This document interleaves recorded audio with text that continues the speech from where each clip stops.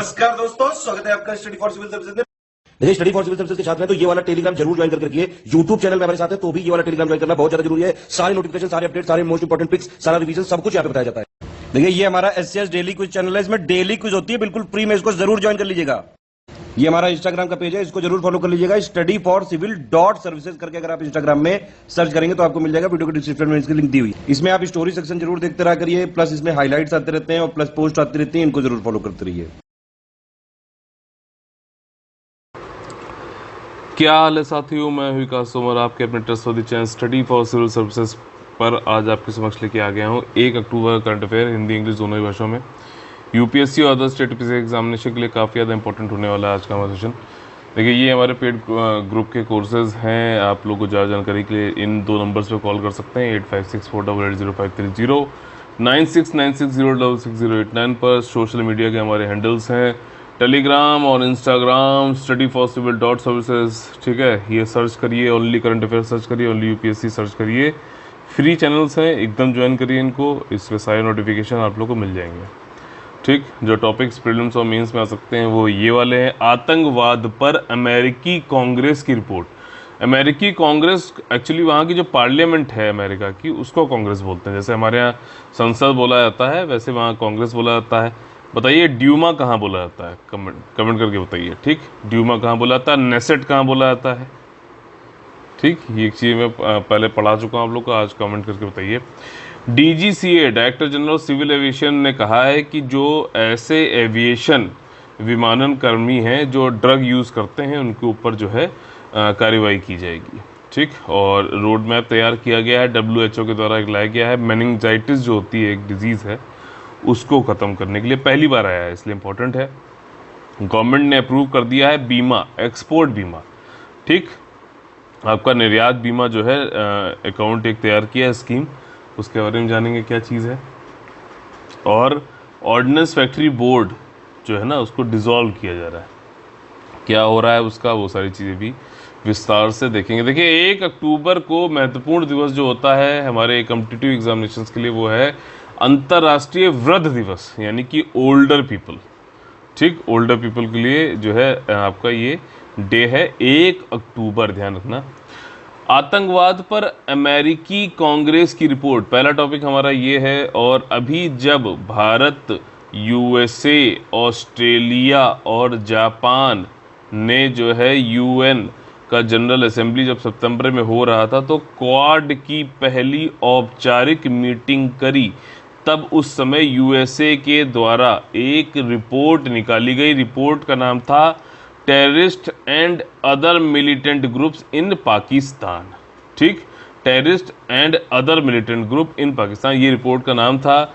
और इस रिपोर्ट में ये कहा गया है कि कम से कम 12 ग्रुप ऐसे हैं पाकिस्तान में रहते हैं और उनको फॉरेन टेररिस्ट ऑर्गेनाइजेशन घोषित किया गया है USA के द्वारा। समझ में आ गई बात?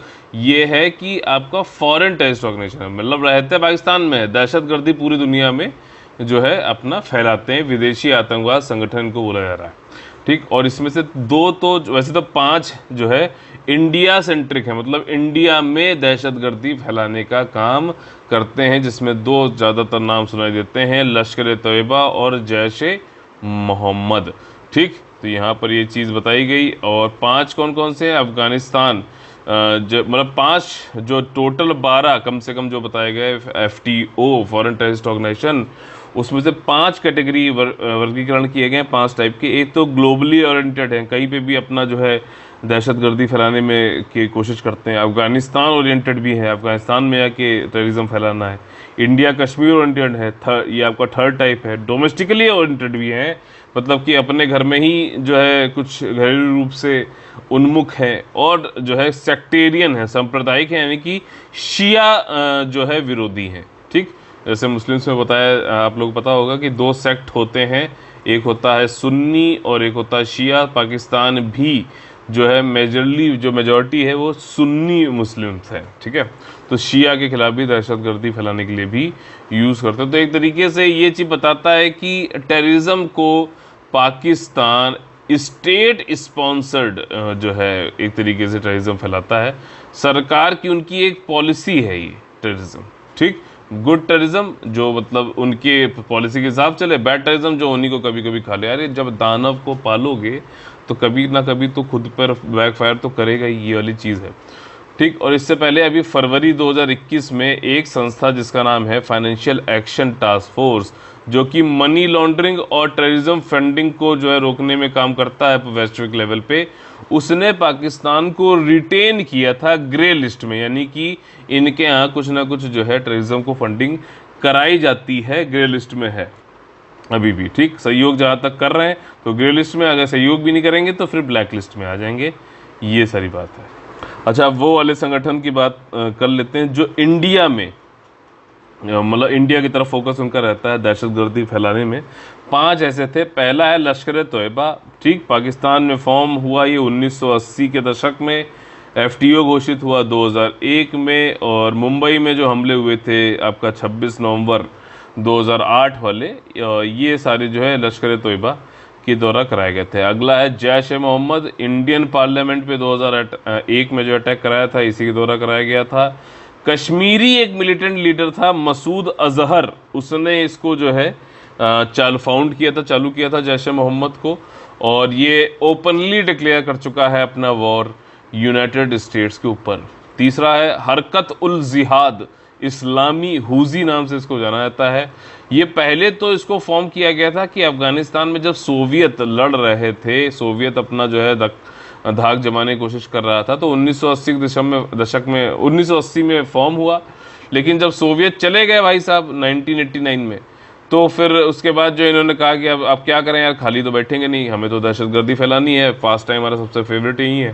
तो उन्होंने कहा चलो इंडिया की तरफ रुख करते हैं, वहाँ पे जाके लोगों को मारेंगे, ठीक। तो ये वाली सारी चीज़ें हैं, और एफर्ट फिर उन्होंने अपना इंडिया की तरफ लगा दिया 1989 के बाद से, और FTO घोषित हुए ये 2010 में।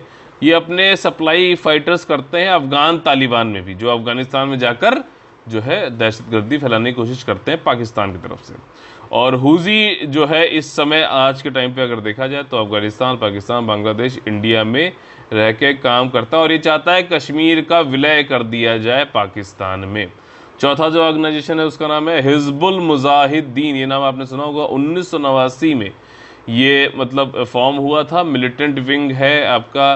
पाकिस्तान की जो लार्जेस्ट इस्लामिस्ट पॉलिटिकल पार्टी है, राजनीतिक जो पार्टी है वहाँ पर लार्जेस्ट इस्लामिस्ट वाली, उसका मिलिटेंट विंग है हिजबुल मुजाहिदीन। समझ रहे हो, मतलब जैसे हमारे यहाँ जो कोई पॉलिटिकल पार्टी है तो उसका कोई मिलिटेंट विंग हो, तो उसी तरीके से हिजबुल मुजाहिदीन वहाँ की इस्लामिस्ट पॉलिटिकल पार्टी का जो है मिलिटेंट विंग है, ठीक। और इसको FTO 2017 में घोषित किया गया था। ये लार्जेस्ट और ओल्डेस्ट मिलिटेंट ग्रुप है जो कि ऑपरेट करता है आपका कहाँ, जम्मू एंड कश्मीर में, ठीक।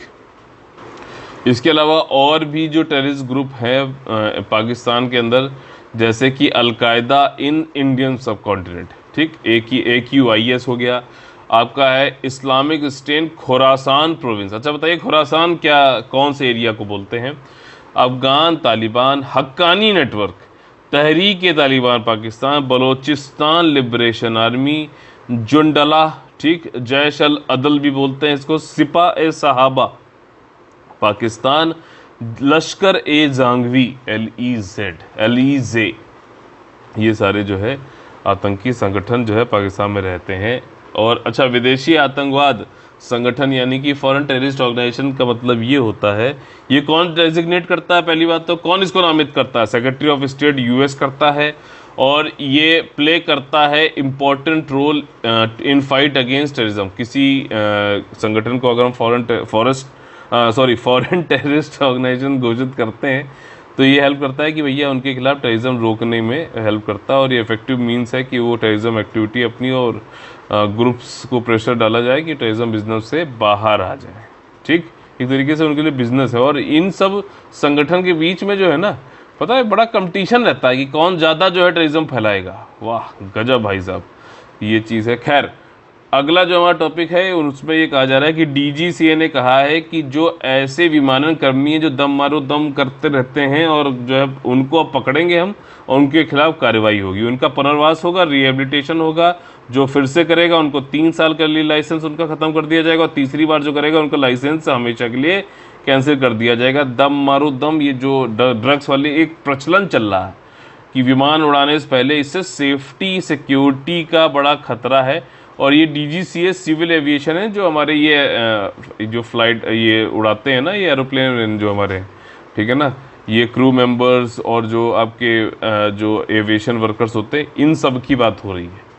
ठीक, तो ये सारे जो एयर ट्रैफिक कंट्रोलर हैं, फ्लाइट के क्रू मेंबर्स हैं, इनका जो है अब ये कहा जा रहा है कि 31 जनवरी से जो आगे अभी 2022 में आएगी, इनका टेस्ट होगा। अभी क्या होता था कि जो भी ये फ्लाइट क्रू मेंबर और एयर ट्रैफिक कंट्रोलर जिस भी जो कमर्शियल फ्लाइट वाले हैं, जैसे इंडिगो हो गई, जेट एयरवेज तो अब खत्म हो गई, ठीक, और भी जो हैं वो लोग, उनकी जिम्मेदारी होती थी। लेकिन अब ये कह दिया नहीं, अब भैया ये साइको एक्टिव जो सब्सटेंसेस होते हैं, मनोसक्रिय पदार्थ जैसे कि भांग, कैनबीस, कोकेन, इन सब के जो है टेस्ट होंगे। ठीक, 31 जनवरी के बाद से ये नए रूल अभी अधिसूचित कर दिए गए हैं। डीजीसीए ने नए नियम क्यों लाए? वर्ल्ड वाइड ये चल रहा है, ऐसा नहीं कि भारत में ही जो है दम मारो दम चल रहा है, पूरे वर्ल्ड वाइड ये साइको एक्टिव सब्सटेंस काफ़ी ज़्यादा यूज़ उसका प्रचलित हो चुका है। सीरियस कंसर्न है एविएशन सेफ्टी के लिए।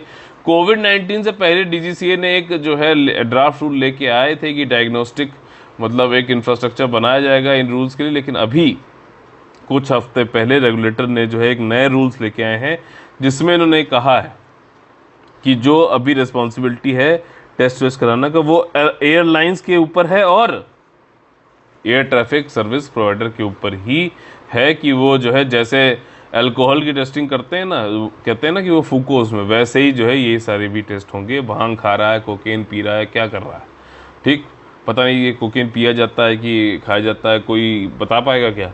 What are the rules? ठीक, रूल्स क्या है? रूल्स यही है कि रैंडमली जो भी कमर्शियल एयरलाइन वाला है या फिर एयर नेविगेशन सर्विस प्रोवाइडर है वो रैंडमली ड्रग टेस्टिंग करेगा। ऐसा नहीं है कि सबको लाइन में खड़ा किया, चलो आओ बेटा ABCD सबका टेस्ट हो रहा है। ABCDE मान लो 4 लोग हैं तो उसमें से 5 लोग हैं तो उसमें से रैंडमली, ठीक, 10% मतलब किसी एक का आज के दिन जो है E का टेस्ट कर लिया, अगले दिन B का टेस्ट कर लिया, तो ये चीज़ है। ठीक, तो 10% फ्लाइट क्रू मेंबर्स का इनका टेस्ट किया जाएगा। कमर्शियल एयरक्राफ्ट जो maintenance, repair, fly training organisation, air, इन सबको जो है एम्प्लॉय भी करना है, तो पहले अगर कोई ऐसे लोग को रखना है काम पर तो पहले ड्रग टेस्ट ये सब होगा। और ये ऑर्गेनाइजेशन जो है जैसे उनको पहली अपॉर्चुनिटी मिलती है एविएशन का, जिन्होंने भी ड्रग टेस्ट को मना किया था, ठीक, किसी फॉरेन रेगुलेटर के लिए, उनका सबसे पहले टेस्ट कराओ। और एविएशन वर्कर्स का जो साइको एक्टिव सब्सटेंस का जो टेस्ट होगा वो किसके किसके लिए होगा, यहाँ पे नाम भी बता दे रहे हैं, जिनको ना पता हो वो भी ये कहें अरे यार ये तो हमने सुना नहीं था, लाओ ये भी ट्राई करें। खैर, किसके लिए टेस्ट होगा? एम्फेटेमाइन, कैनाबीस, कोकेन, ओपिएट्स, बार्बिट्यूरेट्स और बेंजोडियाज़पाइन। ठीक, बेंजोडियाज़पाइन, अजीब सा नाम है। खैर, What happens if a person is found positive? अगर पॉजिटिव आ जाता है कोई बंदा या बंदी ड्रग टेस्ट में, तो उसको पुनर्वास यानी कि रिहेबिलिटेशन प्रोसेस के थ्रू जाना पड़ेगा। 6 महीने के बाद उसका जो है फिर से टेस्ट किया जाएगा। अगर वो जो है पॉजिटिव की जगह निगेटिव हो जाता तो वापस आ जाएगा, नहीं तो जो है भाई साहब उनको फिटनेस सर्टिफिकेट ये सब लाकर, जब तक निगेटिव नहीं होते तब तक नहीं कर सकते वापस काम। दोबारा करेगा तो 3 साल के लिए सस्पेंड, तिबारा करेगा तो लाइसेंस पूरे हमेशा के लिए सस्पेंड कर दिया जाएगा। ठीक, तीसरा जो हमारा टॉपिक है आज का काफ़ी इंपॉर्टेंट है। मेनिंजाइटिस एक डिजीज़ होती है, ये 2 उससे हो जाती है जीवाणु से, जैसे कि बैक्टीरिया और वायरस। लेकिन जो बैक्टीरिया से होती है बड़ी खतरनाक होती है ये, और इसी चीज़ों को देखते हुए WHO ने पहली बार, विश्व स्वास्थ्य संगठन ने पहली बार ग्लोबल स्ट्रेटजी निकाली है डिफीट करने के लिए मेनिंजाइटिस को, जिसका नाम रखा है global road map to defeat meningitis by 2030। Target years भी कई बार पूछ लेता है, प्लीज़ जो है एक जगह एक पेपर बनाइए, उस पर लिखिए टारगेट ईयर, ठीक, और जितने भी स्कीम ये सब आते रहते ना, चाहे भारत की स्कीम हो तो एक जगह लिख लो इंडिया, और वर्ल्ड के टारगेट हो तो इधर रख लो उनको कि कौन से ईयर में ख़त्म हो रहा है। जैसे मलेरिया को एंड करना है, WHO क्या बोलता है कि कब तक एंड करना है, 2030 तक बोलता है शायद, इंडिया 2025 तक बोलता है, टीबी कब तक बोलता है, इंडिया कब तक बोलता है। ये ऐसे नोट्स इनको चाहिए होते हैं ताकि एग्जाम से पहले ये वाला जो है आपने फर्रा उठाया, एक बार देखा, काम हो गया। ठीक, ये सारी चीज़ें आपको एग्ज़ाम के लिए तैयार करनी चाहिए, जो मैं वक्त पे बेवक्त पे आपको हर जगह बताता रहता हूँ। खैर, स्ट्रेटजी लॉन्च करी गई WHO के जेनेवा में, WHO द्वारा 2030 तक इसे ख़त्म करना है। एक तो पहली बात है कि प्रिवेंशन करो कि इन्फेक्शन होए ही ना। ठीक, अगर हो जाता है कुछ ऐसे तो उनकी केयर निदान जो है डायग्नोसिस अच्छे से हो सके, एलिमिनेट कर सके एपिडेमिक जो बैक्टीरियल मेनिंजाइटिस की वजह से होते हैं। मतलब जो बैक्टीरिया के द्वारा जो मेनिंजाइटिस होता है, हमारा लक्ष्य ये है कि हम उसको उन्मूलन कर दें। ये डेडलीस्ट फॉर्म ऑफ डिजीज़ होता है और हम डेथ जो है 70% तक कम करेंगे। ये 2030 तक के ये टारगेट है हमारे। और जो केसेस हैं मेनिंजाइटिस के, उनको जो है 50% से कम करने की कोशिश की जाएगी। ठीक, इस स्ट्रेटजी से ये माना जा रहा है कि 2 लाख लाइफ हर साल बचाई जाएंगी। और डिसेबिलिटी, जो लोग जो है डेथ से बच जाते हैं तो उनमें ये वाली जो डिजीज़ है ये उनको कुछ ना कुछ जो है डिसेबिलिटी से में छोड़ देता है। ठीक, विकलांगता से, तो उसको भी काफ़ी रिड्यूस करने की बात यहाँ पे WHO ने करी है। ठीक, जो नया उद्देश्य है वो यही है कि भैया इम्यूनाइजेशन कवरेज बढ़ाओ, वैक्सीन लाओ। हर अभी जो टाइप है मेनिंजाइटिस का, सबकी वैक्सीन है भी नहीं, ध्यान रखना। अगर क्वेश्चन में बोल ले कि मेनिंजाइटिस जो है WHO के द्वारा अभी नई स्ट्रेटजी लाएगी और ये टोटली जो है इम्यूनाइजेशन इसका वैक्सीन रेडी है, तो नहीं, टोटली नहीं है। कुछ की अभी भी वैक्सीन बनाना बाकी है, कुछ टाइप्स की ऑफ मेनिंजाइटिस, ये ध्यान रखना। इम्प्रूव्ड प्रिवेंशन स्ट्रेटजी और स्पीडी डायग्नोसिस जो है, शीघ्र निदान और इष्टतम उपचार, ऑप्टिमल जो है उपचार होना चाहिए। अच्छा डाटा होना चाहिए प्रिवेंशन कंट्रोल करने के लिए। अर्ली रिकॉग्निशन हो जाए तो बहुत अच्छी बात है, ताकि हम उसको जो है बढ़ने से पहले ही रोक सकते हैं। और साथ ही साथ अवेयरनेस, जागरूकता सब में लोगों में बढ़ाओ, नेशनल प्लान बनाओ, राइट टू जो है prevention care after care service के लिए लोगों को प्रेरित करो। मेनिंजाइटिस क्या है? एक तरीके की सूजन है जो आपका ब्रेन है और उसके बाद जो स्पाइनल कॉर्ड होती है, इन दोनों के बीच में एक मेम्ब्रेन सराउंड करती है। ठीक, इसको जो है मेम्ब्रेन से ये होता है, झिल्ली एक होती है, उसमें सूजन आ जाती है। तो इससे बड़ा काम करने में ब्रेन से सारे स्पाइनल कॉर्ड में आपको पता है न्यूरॉन, मोटर, ये सारी चीज़ें होती हैं। तो यहाँ से सारी पूरा जितना भी सेंस करते हो ना, सारी चीज़ें ब्रेन तक ले आना, ब्रेन से फिर यहाँ तक ले आना। मतलब ये अगर स्पाइनल कॉर्ड अगर आपको ढंग से ना काम करे, मान लीजिए आपकी उंगली में मैं आपको पिन चुबो दूँ पूरी, तो आपको अगर पेन वाला सिग्नल ये स्पाइनल कॉर्ड से होते हुए ब्रेन तक ना जाए तो आपको पेन होगा ही नहीं। समझ में आ रही बात? खून निकलता रहेगा, टपकता रहेगा, कोई पेन होगा नहीं, आप रोकने की कोशिश भी नहीं करोगे। तो ये काफ़ी इंपॉर्टेंट चीज़ होती है। सूजन कहाँ होती है? मेम्ब्रेन में होती है, जो कि सराउंड करती है ब्रेन और स्पाइनल कॉर्ड को। समझ में आई बात? और ये प्रीडोमिनेंटली जो है बैक्टीरियल और वायरल इन्फेक्शन की वजह से होता है। मेनिंजाइटिस जो है आपका करीबन 2.5 लाख मौतें साल में करवा देता है और ये बहुत तेजी से महामारी फैलाने में सक्षम है, ऐसा WHO के स्टेटमेंट ने बोला है। ये करीबन जितने लोग, मान लीजिए 100 लोग होते हैं तो उसमें से 10 लोगों को, यानी कि 10% लोगों को जो है आपका मौत के घाट उतार देता है या फिर उनकी मृत्यु हो जाती है। ज़्यादातर ये बच्चों और यंग युवाओं में होता है।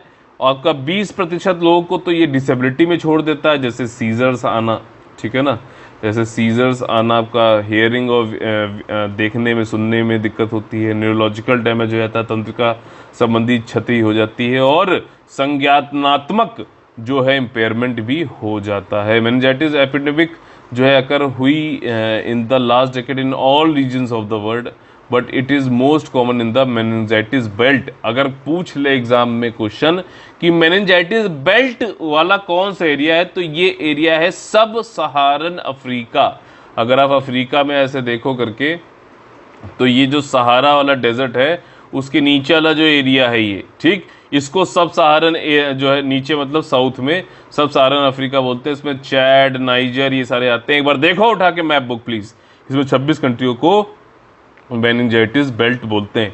ठीक, क्लियर हो रहा है? प्लीज़ मैपिंग करिए, मैप से क्वेश्चन आएगा ज़रूर, ठीक। और मैप से आप देख लेते हो तो ज़्यादा याद भी रहता है, ये वाली चीज़ है। बीमारियों के लिए उपलब्ध टीके, सेवरल वैक्सीन जो है प्रोटेक्ट करते हैं आपके मेनिंजाइटिस से, जैसे मेनिंगोकोकल है, हीमोफिलस इन्फ्लुएंजा टाइप बी है, न्यूमोकोकल वैक्सीन, ये पिछली बार यूपीएससी ने पूछा भी था, न्यूमोकोकल कॉन्जुगेट वैक्सीन के बारे में पूछा था यूपीएससी ने, ध्यान रखना, ठीक।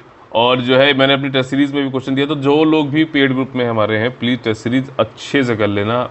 जैसे कि ईपीएफओ मैंने भी कहा था आपसे, जैसे कि पिछले साल के भी यूपीएससी मैंने आप लोग बताया था, प्रत्यक्ष अप्रत्यक्ष रूप से वहाँ से क्वेश्चन जरूर आएंगे। Many countries are yet to introduce them in their national program, कई सारे अभी इंट्रोड्यूस नहीं करे गए हैं किसी राष्ट्रीय जो है प्रोग्राम्स में, कई जगह वैक्सीन की बात नहीं, अभी कई जगह जो है डेवलप भी होनी है वैक्सीन, हर तरीके की जो मेनिंजाइटिस के टाइप्स हैं, कॉजेज़ हैं, उनके लिए भी वैक्सीन नहीं बन पाई है। और अर्जेंट नीड है कि इनोवेशन हो, रिसर्च हो, फंडिंग हो और मेनिंजाइटिस प्रिवेंटिव वैक्सीन बनाई जा सके। WHO ने ऐसा जो है प्रार्थना करी है, ऐसा विचार व्यक्त किया है। अगला जो हमारा टॉपिक है वो है national export insurance account. Scheme government ने अप्रूव कर दी कि इसका कंटिन्यूएशन जो है मतलब इसको जारी रखो, ठीक। 2006 में ट्रस्ट बनाया गया, ट्रस्ट मतलब न्यास, ठीक, न्यास बनाया गया, जिसमें कि ये था कि एक्सपोर्ट को, निर्यात को हम भारत से करते हैं, मान लीजिए, ठीक, इंडिया से करते हैं तो हमारे यहाँ कुछ मैन्युफैक्चरिंग प्लांट्स होंगे, अब वो जो है इंडिया के द्वारा ओन्ड भी हो सकते हैं, बाहर से आकर भी हो सकते हैं, लेकिन ये है कि भारत से हम निर्यात कर रहे हैं, एक्सपोर्ट कर रहे हैं। तो अब वो एक्सपोर्ट हो प्रोडक्ट, समझना पूरी चीज़ यहाँ पे आसान भाषा में आपको बताने की कोशिश की जा रही है।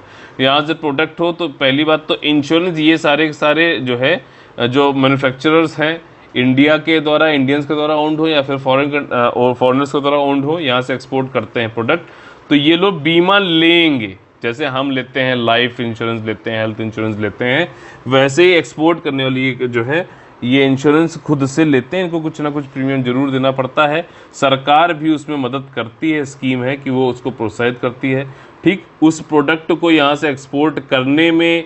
और प्रोडक्ट वहाँ पर जो लोग खरीद रहे हैं, मान लीजिए किसी वर्ष में जैसे कोरोना आया तो जो है एक्सपोर्ट हो नहीं पा रहा था, तो उस समय क्या है, जो भी क्रेडिट होता है यानी कि पैसा वहाँ से उनको पेमेंट आना था, वो इस बीमा के थ्रू मिल जाएगा। तो बीमा तो इसीलिए तो होता है ना, जब नॉर्मल टाइम चल रहा है तो ठीक है, नहीं कभी आपको ज़रूरत पड़ गई तो आपकी उस ज़रूरत के वक्त में, जब आपको बहुत ज़्यादा ज़रूरत है, तो आपने जो इंश्योरेंस कराया हुआ था वो आपके काम आ सके, इसीलिए तो होता है। और यहाँ पर नेशनल एक्सपोर्ट, निर्यातक वाली जो जितनी भी चीज़ें हैं उनके बीमा की बात हो रही है। अकाउंट को गवर्नमेंट ने ये कहा है कि 5 साल के लिए और कंटिन्यू किया जाएगा, और कैपिटल भी, हम पूंजी भी इसमें कुछ ना कुछ जो है ग्रांट इन एड की तरीके 1650 करोड़ रुपए डालेंगे सन 2021-22 से लेकर सन 2025-26 तक, ठीक।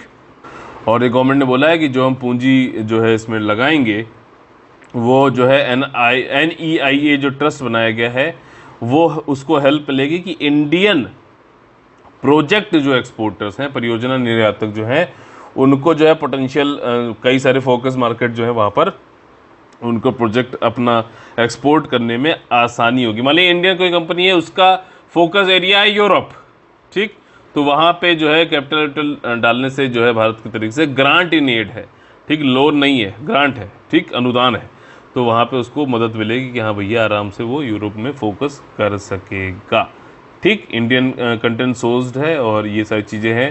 भारत ये बोल रहा है कि भारतीय गवर्नमेंट बोल रही है कि 1650 करोड़ रुपए अगर हम लगाएंगे तो उससे अंडर राइटिंग कैपेसिटी बढ़ेगी, ठीक, आपका सपोर्ट मिलेगा प्रोजेक्ट एक्सपोर्ट के लिए 33,000 करोड़ रुपए तक की फुल कैपेसिटी में काम कर सकते हैं, और जो भी डोमेस्टिकली मैन्युफैक्चर्ड गुड्स हैं उनको करीबन 25,000 करोड़ रुपए तक का जो है आपका हेल्प मिलेगी। NEIA जो ट्रस्ट है 2006 में इसको चालू किया गया था, और ये भारत में से एक्सपोर्ट प्रोजेक्ट को एक्सपोर्ट करने में मदद करता है, और ये रणनीतिक और राष्ट्रीय महत्व रखता है, ठीक।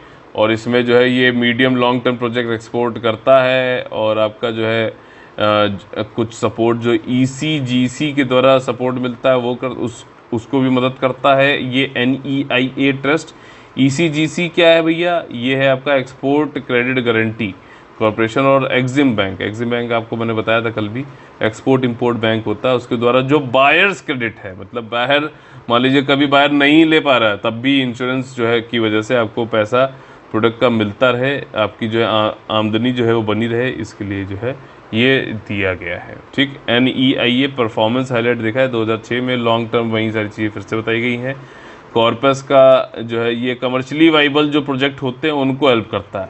ठीक, किसी को भी जो नहीं हेल्प करता है, जो वाणिज्यिक रूप से व्यवहार हो, वाइबल हो कि भैया हाँ बिजनेस ये काम करेगा, एक्सपोर्ट करने की इसकी है स्थिति, उन्हीं को हेल्प सपोर्ट करता है। और इसकी रणनीतिक इंपॉर्टेंस भी, कई सारे हम लोग एक्सपोर्ट इस तरीके से करते हैं, मान लीजिए हमें करना है इजराइल में एक्सपोर्ट, हम कोई चीज़ें कर रहे हैं तो उसके रणनीतिक इंपॉर्टेंस भी है। हम वो करते हैं ताकि हमारी एक अच्छी छवि बने, हमारे अच्छे फ्रेंडली रिलेशंस हों, इजराइल से हम मदद ले सके।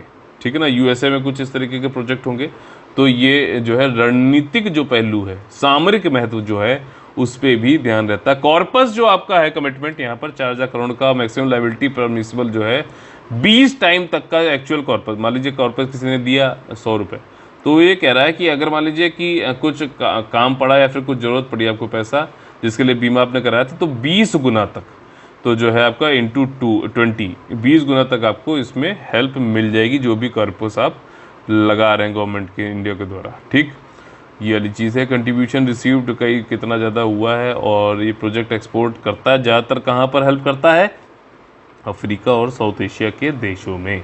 ठीक, अगला जो हमारा टॉपिक है वो है आयुध निर्माणी बोर्ड, यानी कि ऑर्डिनेंस फैक्ट्री बोर्ड जो है उसको डिसॉल्व कर दिया गया, और उसको डिसॉल्व करके इसमें करीबन भी, जैसे कानपुर का आप लोगों ने सुना होगा ऑर्डिनेंस फैक्ट्री बोर्ड, ऐसे कई तमिलनाडु में भी है, कई जगह है, 41 जगहों पे।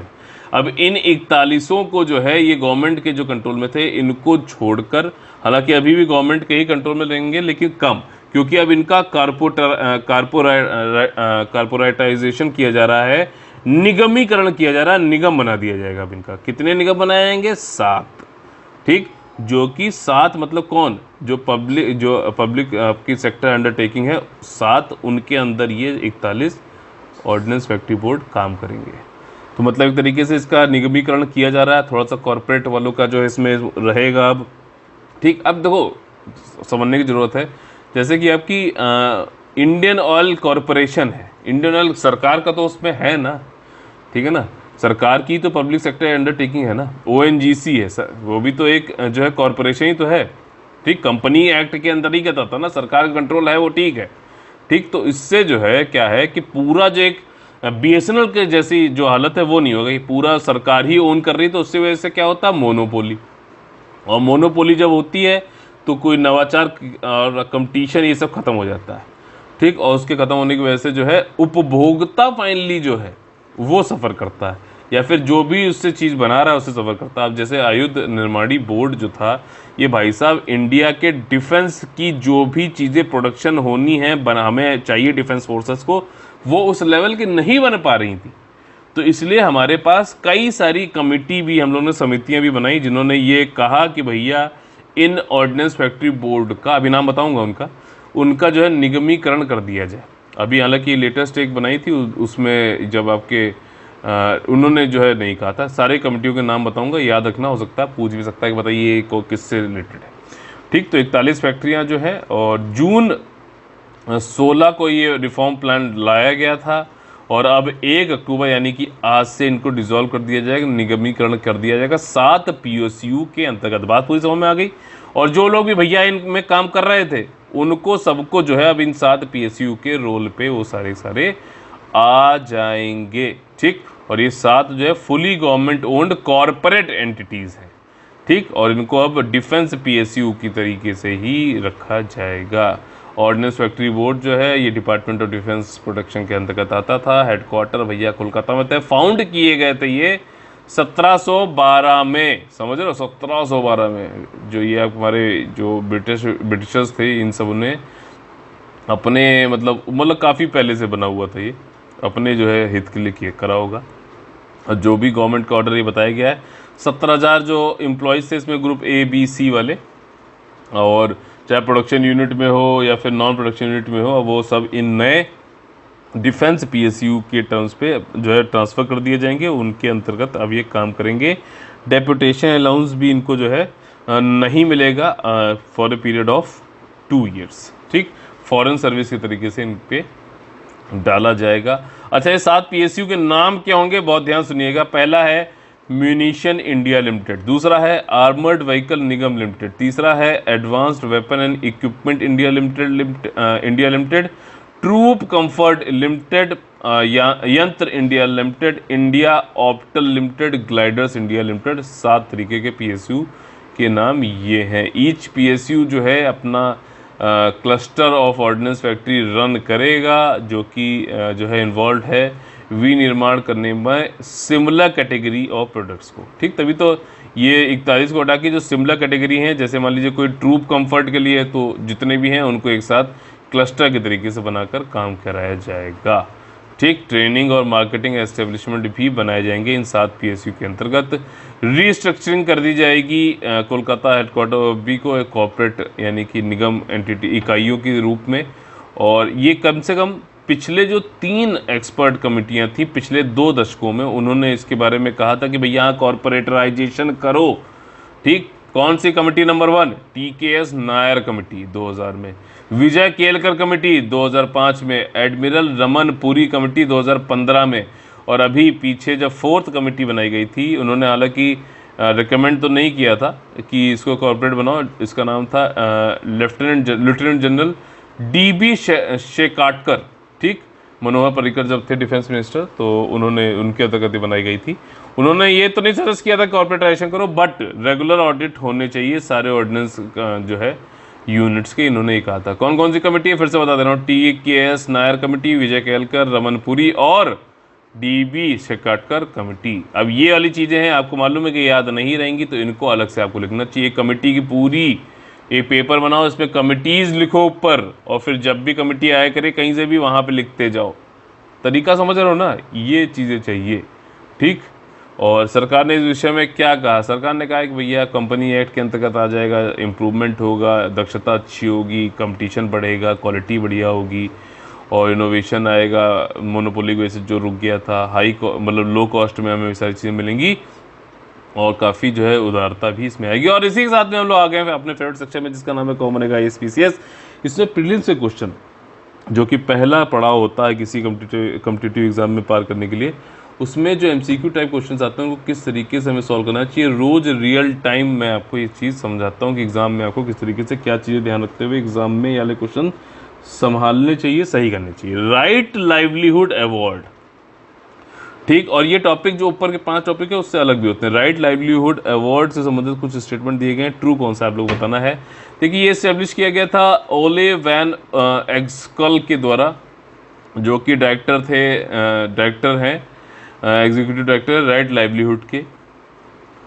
ये अवार्ड जो है ये आप जो है सम्मान करता है, समर्थन करता है ऐसे लोगों का जो ग्लोबल प्रॉब्लम्स को सॉल्व करते हैं, ठीक। प्रॉब्लम ग्लोबल होनी चाहिए। और तीसरा है कि इसमें जो है 1 मिलियन जो है स्वीडिश क्राउन दिए जाते हैं और लॉन्ग टर्म सपोर्ट दिया जाता है, ठीक। एक्सपेंड लोरेट वर्क, ये सारी चीज़ें, कैश प्राइज ये दिया था। तो क्या ये तीनों स्टेटमेंट सही हैं? बिल्कुल सही हैं, डी ऑप्शन यहाँ पे सही होगा। अभी किसको मिला 2021 में? इंडिया में जो है 2 लोग हैं, ऋत्विक दत्ता और राहुल। इन्होंने लाइफ नाम से एक जो है अपना ये बनाया था एनवायरनमेंट ऑर्गेनाइजेशन 2005 में। लाइफ का फुल फॉर्म है legal initiative for forest and environment. इनको जो ये राइट लाइवलीहुड अवार्ड दिया गया, ये स्वीडन का ही वैकल्पिक नोबल प्राइज़ बोला जाता है। नोबल प्राइज़ का एक तरीके विकल्प है ये। और जो लाइफ है legal initiative for forest and environment, ये इंडिया में एनवायरनमेंट थ्रेट से बचने के लिए काफ़ी काम करता है। जैसे कि जो कंस्ट्रक्शन हो रहा था उड़ीसा में बॉक्साइट माइन का, बॉक्साइट से क्या बनता है बताइए, अच्छा, ठीक। Bauxite, large scale bauxite mine बन रही थी तो उसके एनवायरमेंटल जो थ्रेट थे उससे संबंधित कंस्ट्रक्शन से इस बॉक्साइट माइन के, तो उसके खिलाफ लड़ाई करी इन्होंने। Hydro power project Arunachal Pradesh में बन रहे थे तो उसके खिलाफ, उसकी वजह से जो पर्यावरण को क्या खतरे थे उसके खिलाफ इन्होंने लड़ाई करी। तो इसलिए जो है एक पर्यावरण जो है ग्लोबल आपका जो है प्रॉब्लम है, तो इसलिए राइट लाइवलीहुड अवार्ड दिया गया है लाइफ को, ठीक ठीक, लाइफ को legal initiative for forest and environment, याद रहेगा। अगला जो हमारा क्वेश्चन है वो है एल्डर लाइन। एल्डर लाइन, ठीक, या इससे संबंधित कुछ स्टेटमेंट दिए गए, बताना है ट्रू कौन सा। ये प्रोवाइड करता है जानकारी, दिशा और जो है भावनात्मक समर्थन जो है दिया जाता है किस पे संबंधी, पेंशन से, मेडिकल और लीगल इश्यूज से संबंधी, ठीक। और इससे जो है बिसाइड इमीडिएट असिस्टेंस भी दिया जाता है cases of abuse. Elderly line, अब आप समझ रहे हो 1 अक्टूबर है, मैंने आप लोग बताया था ओल्डर पीपल के लिए जो है यहाँ आज दिन होता है महत्वपूर्ण दिवस। तो एल्डर यहाँ पे वहीं वृद्ध लोगों की बात हो रही है, ठीक। इसको क्या मिनिस्ट्री ऑफ जो है सोशल जस्टिस एंड एम्पावरमेंट ने ही इसको बनाया, चालू किया है क्या? सामाजिक न्याय और अधिकारिता मंत्रालय ने 28 सितंबर को। बताइए स्टेटमेंट सही है कि गलत है। और ये पैन इंडिया, पहला pan India toll free helpline number है। नंबर क्या है? 14567 14567 14567 सीनियर सिटीजन्स के लिए, ठीक है। सही है स्टेटमेंट ये वाला। और टाटा ट्रस्ट और नेशनल स्टॉक एक्सचेंज जो है एनएसई फाउंडेशन, ये टेक्निकल पार्टनर्स हैं जो कि सपोर्ट करेंगे इसका जो है संचालन करने के लिए, एल्डर लाइन का संचालन करने के लिए। तो क्या ये स्टेटमेंट भी सही है? तीनों ही स्टेटमेंट एकदम खरा सोना है यहाँ पर। और यहाँ पर जो है ये सारे जो सीनियर सिटीजन्स हैं और जो उनके वेल विशर्स हैं उनके लिए एक प्लेटफॉर्म डाला गया जिसका नाम है एल्डर लाइन, ठीक। पूरी कंट्री में आप इसको कनेक्ट कर सकते हो, शेयर कर सकते हो, अपने चिंताएं जो भी है, इंफॉर्मेशन ले सकते हो, मार्गदर्शन ले सकते हो, जो भी आप जो है प्रॉब्लम फेस करते हैं डे टू डे बेसिस पे। इसमें जो इनिशिएटिव है इसमें टाटा ट्रस्ट पार्टनर कोलैबोरेट कर रहा है, सहयोग कर रहा है। उसके जो पार्टनर हैं विजय वाहिनी चैरिटेबल फाउंडेशन के द्वारा एल्डर लाइन पहले जो है फर्स्ट सेटअप इन हैदराबाद किया गया था तेलंगाना गवर्नमेंट के बाद में। अब एल्डर लाइन जो है 17 स्टेट में जो है ओपन कर दिया गया था, अब पैन इंडिया लेवल पे कर दिया गया है ministry of social justice empowerment के द्वारा। ये एल्डर लाइन इम्पॉर्टेंट है और क्योंकि भारत में वृद्ध लोगों की जो है जनसंख्या बढ़ रही है। अभी जब 2021 वाला जब सेंसस आएगा तो देखते हैं, पिछली बार कितना था, 8% के आसपास थी इनकी जनसंख्या, इस बार बढ़ के कितनी होगी इस पे जरा देखेंगे जब सेंसस आएगा। तो चलिए आज का अगर सेशन आप लोग को पसंद आया है तो लाइक का बटन तोड़ डालो, लोगों को और ज़्यादा से ज़्यादा जोड़ डालो, शेयर और सब्सक्राइब करा कर। तो चलिए कल फिर से मुलाकात होगी सुबह 10 बजे, तब तक के लिए आप लोग से लेते हैं अलविदा। जय जय भारत, वंदे वंदे मातरम।